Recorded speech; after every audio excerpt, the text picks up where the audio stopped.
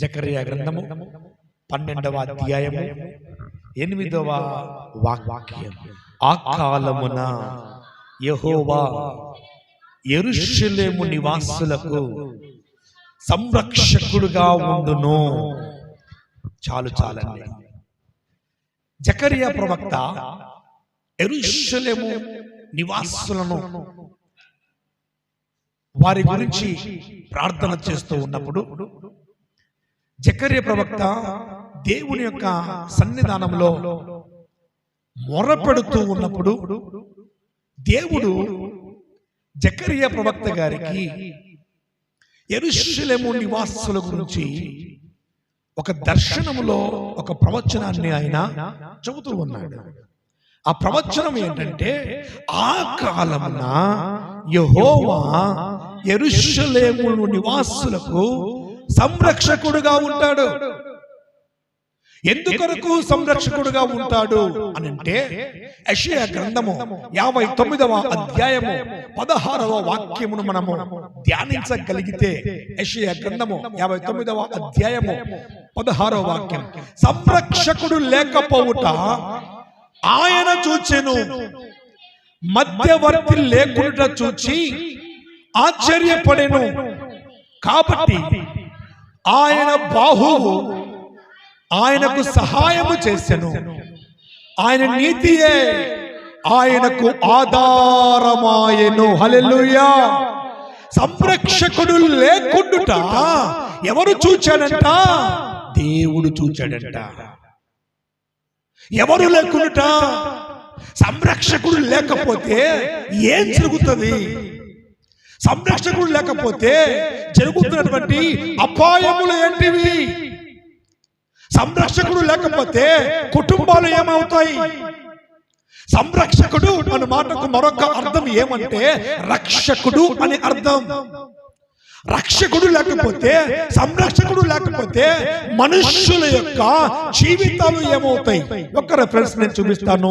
ద్వితీయోపదేశ కాండము 22వ అధ్యాయము 27వ వాక్యం మనం ధ్యానం చేసుకుందాం. ఆమెను పొలములో కలుసుకొనగా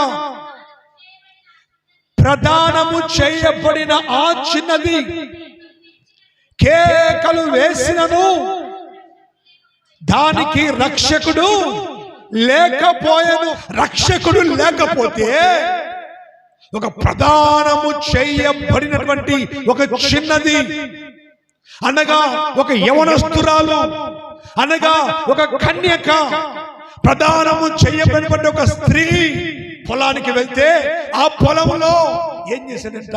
ఒక అఘాయిత్యము కలిగినటువంటి ఒక వ్యక్తి, ఘాతకుడు ఆమె మీద పడి ఆమెను చెరిపేసి ఆమె పవిత్రతను పాడు చేసేసాడంట. సంరక్షకుడు లేకపోతే సాతానుడు మనుష్యుల పైన దాడి చేస్తాడు. మనుషుల పైన దాడి చేయడమే కాకుండా మనుషుల యొక్క జీవితాలను సాతానుడు పాడు చేస్తాడంట. పాడు చేస్తా ఉంటే ఇది ఎవరు చూచారు అంటే దేవుడు చూచాడంట. దేవుడు చూచి అంటూ ఉన్నాడు, సంరక్షకుడు లేకపోవుట ఆయన చూచెను. యెషయా గ్రంథం 59:16. సంరక్షకుడు లేకుండుట ఆయన చూచెను, మధ్యవర్తి లేకుండుట చూచి ఆశ్చర్యపడెను. మధ్యవర్తి అంటే ఎవరు? సంరక్షకుడు అంటే రక్షించేవాడు. రక్షించేవాడంటే ఎవరు అనగా యేసు. యేసు ప్రభువారు ఈ భూలోకానికి రావడానికి మొదటి కారణం ఏంటంటే, గాబ్రియేలు దూత మరియమ్మ దగ్గరకు వచ్చి చెప్పిన మొదటి మాట ఏంటంటే, నీకు పుట్టబోవు కుమారుడు పరిశుద్ధుడై ఆయన తన ప్రజలను వారి పాపముల నుండి తానే రక్షించును.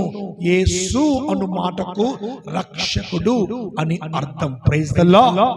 ఈ సంరక్షకుడు ఎవరనగా యేసే సంరక్షకుడు. ఆయనే సంరక్షకుడు. ఆ సంరక్షకుడు అయినటువంటి యేసయ్య ఏం చేశాడంట? ఈ ప్రజల పైన సాతానుడు దాడి చేసి తమ జీవితాలు పాడు చేస్తూ ఉన్నప్పుడు, తమ కుటుంబాలు పాడు చేస్తూ ఉన్నప్పుడు, తమ పవిత్రత పైన దాడి చేస్తున్నప్పుడు అది ఆయన చూచి, మధ్యవర్తి లేకుండా చూచి ఆశ్చర్యపడ్డాడంట. ఏంటి, దేవుడికి మనిషికి మధ్యవర్తి లేడే అని. మధ్యవర్తిగా ఎవరు వచ్చారు? మొదటి తిమోతి 2వ అధ్యాయము 5వ వాక్యం ధ్యానించండి ఒకసారి. దేవుడు ఒక్కడే, దేవుడికి నరులకును మధ్యవర్తియు ఒక్కడే, ఆయన క్రీస్తు యేసు అను నరుడు. చప్పట్లు కొట్టి దేవుని మహిమపరచు బిగ్గరగా హల్లెలూయా. మధ్యవర్తి లేకుండా చూచి ఆశ్చర్యపడ్డాడంట. సాతాను ఇంతగా దాడి చేస్తూ ఉంటే యవనస్తుల పైన సాతాను దాడి చేస్తూ ఉన్నాడు, చిన్న బిడ్డల పైన సాతాను దాడి చేస్తూ ఉన్నాడు, మధ్య వయసు గల వారి పైన సాతాను దాడి చేస్తూ ఉన్నాడు. ఇందాక మనము 2 వీడియోలు చూసాము. కుటుంబంగా హోటల్కి వెళ్ళారు. కుటుంబంగా హోటల్కి వెళ్ళి భోజనం చేద్దామని ఆ వ్యక్తి కూర్చున్నాడు. సెల్ ఫోన్ చూస్తున్నాడు. సెల్ ఫోన్ లో మాట్లాడాడు. అంతవరకు మాట్లాడాడు. సెల్ ఫోన్ లో మాట్లాడమే కాదు, అక్కడ వచ్చినటువంటి ఆ భోజనాన్ని పరిశీలించాడు. ఏంటి ఆ భోజనం, చక్కగా తిన్నామని చెప్పేసి ముందుకు లాక్కున్నాడు.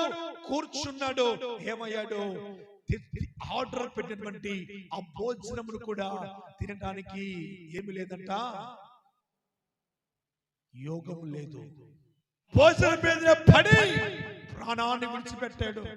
సాతానుడు దాడి చేస్తున్నాడు. అది లేకుండా, మధ్యవర్తి లేకుండా, నీ పక్షమున దేవుడితో మాట్లాడేందుకు, నీ పక్షమున దేవుడితో నీ ఆత్మను రక్షించడానికి, నీ ప్రాణమును రక్షించడానికి మధ్యవర్తి లేకుండా చూచి ఆయన ఏమైందంట? ఆశ్చర్యపడినంట. ఆశ్చర్యపడి ఏం చేశాడంట? ఈరోజు సాతానుడు భయంకరంగా కుటుంబాల పైన దాడి చేస్తూ ఉన్నాడు. కుటుంబాలలో సమాధానం లేక, నెమ్మది లేక, ఐక్యత లేక, సమాధానం లేకుండా సాతానుడు చేస్తూ ఉన్నాడు. ఐక్యత లేకుండా సాతానుడు చేస్తున్నాడు. కుటుంబాలుగా విడగొడుతూ ఉన్నాడు. కారణం ఏంటి? దాడి చేస్తూ ఉన్నాడు. అయితే అది ఎవరు చూశారంట? సంరక్షకుడు లేకపోతే ఎంత కేకలు వేసినా వినపడలేదు అని అక్కడ రాయబడి ఉంది. అతడు ఆమెను పొలములో కలుసుకొనగా ప్రదానము చేయబడిన ఆ చిన్నది కేకలు వేసినను ఆమెకు రక్షకుడు లేకపోయెను. కేకలు వేస్తా ఉంది, అయ్యా రక్షించండి, దుష్టుడు నా మీద పడి దాడి చేస్తున్నాడు, రక్షించండి, రక్షించండి.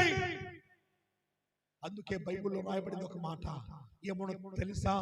మీ విరోధి అయిన అపవాది గర్జించు సింహం వలె ఎవరిని మింగుదునా అని వెతుకుతూ తిరుగుతున్నాడు కనుక నిబ్బరమైన బుద్ధి గల వారై మెలకుగా ఉండు అని దేవుడు మాట్లాడుతున్నాడు. హల్లెలూయా.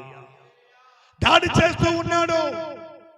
అయితే అది దేవుడు చూచి సంరక్షకుడు లేకపోవుట ఆయన చూచి ఆశ్చర్యపడి ఏం చేశాడంటే, ఆశ్చర్యపడేను కాబట్టి ఆయన బాహువు ఆయనకు సహాయము చేసెను.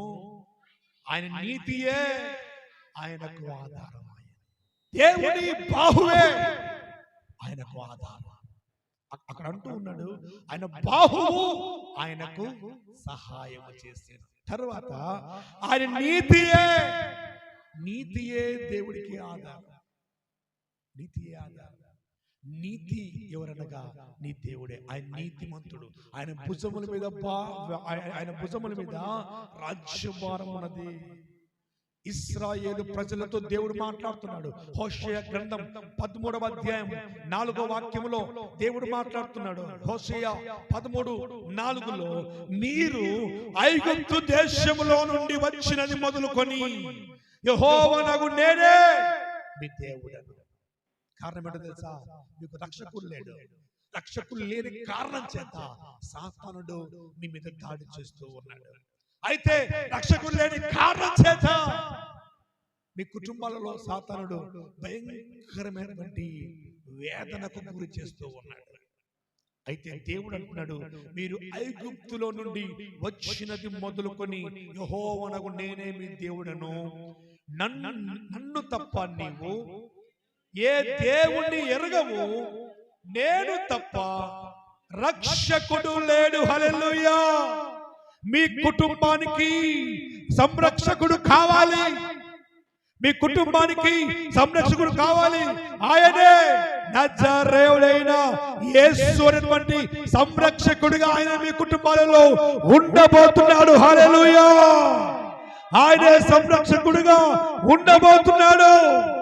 ఆయన అంటున్నాడు, ఏ విధంగా ఉండబోతున్నాడంటే, నీ కుటుంబానికి ఒక బలముగా, ధైర్యముగా, నీ కుటుంబంలో తోడుగా ఆయన ఉండబోతున్నాడు. కనుక సంరక్షకుడిగా లేకుండా చూసి ఆయన వచ్చి ఏం చేశాడంట? యెహోవా ఈరేగా నీకు సమకూర్చాడు. యెహోవా రోహిగా నిన్ను నడిపించాడు. యెహోవా రఫాగా నిన్ను స్వస్థపరిచాడు. యెహోవా నిస్సిగా నువ్వు చేస్తున్న ప్రతి పనిలో ఆయన నీకు విజయాన్ని ఇచ్చాడు.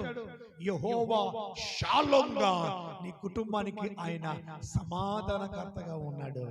యెహోవా సిద్కేనుగా నీ నీతికి రాజుగా ఉన్నాడు. Praise the Lord. ఈ వాక్యం విన్నటువంటి దేవుని బిడ్డలారా, అబ్రహామును దేవుడు పిలిచాడు.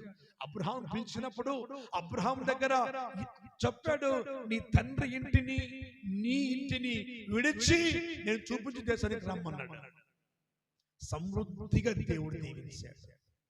హిజ్కియాను దేవుడు చెప్పాడు, నువ్వు మరణమైపోతావు, నీ ఇంటిని చక్కబెట్టుకుంటే హిజ్కియా దేవుడి సన్నిధికి వెళ్ళాడు, మోకరించాడు, ప్రార్థించగా మరణకరమైన రోగం నుంచి విడుదల కలిగించి చరిత్రలో 15 సంవత్సరాలు ఆయుష్ చేత నింపబడ్డాడు. Praise the lord.